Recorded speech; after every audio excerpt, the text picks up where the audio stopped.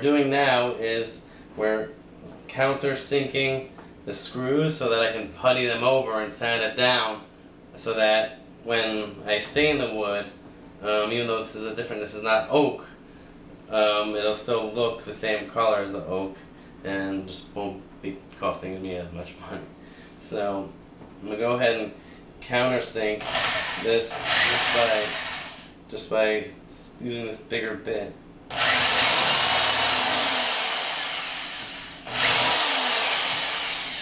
And then I'm going to switch back to the Phillips head. But for this one, I have to lift it just a tiny bit to make it level, to make sure that I don't ruin the 90-degree joint in the back and the front. So I'm just gonna use. I'm just gonna use my own intuition to know how much to lift it. Make sure that it's level.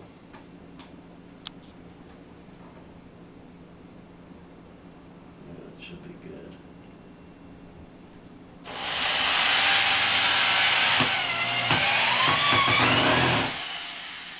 Alright, we're good.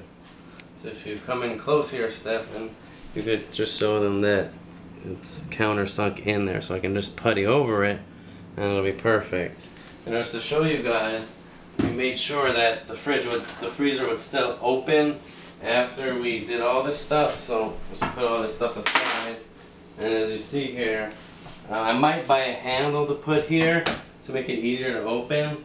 But as you see here, I can just go like that, and the freezer opens perfectly. So basically, it's basically perfectly attached.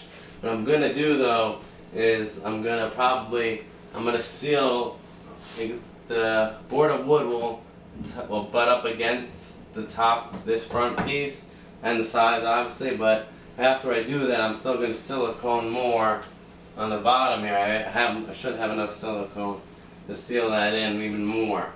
But overall, I don't think I'm going to need it by a handle really, because I can just grab the two sides and go like that pretty easy. What we have here on top is, because there's as you see, a plastic line there from the the plastic edges of the freezer lid. We put three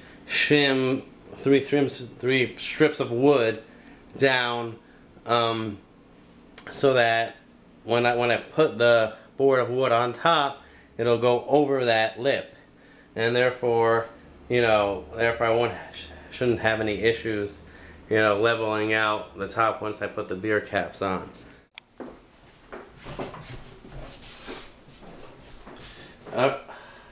Alright, so for the next part, I bought a piece of birch wood.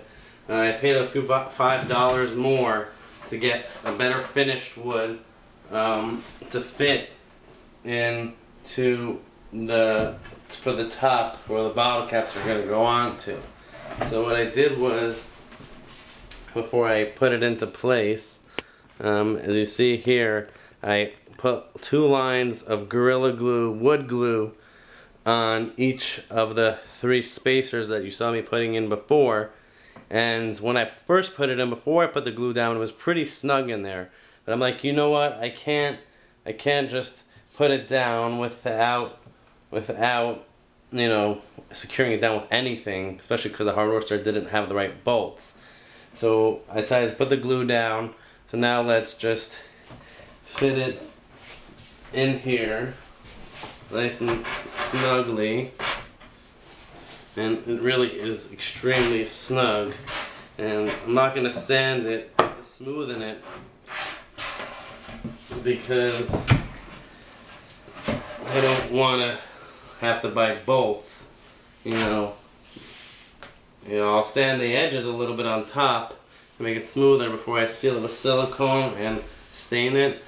I'm not going to polyurethane it because that would react with epoxy, but I'm going to push it down and maybe put some weight on top of it and it's a really nice and smooth surface. Gives me a perfect amount of space to put the caps on and pour the epoxy.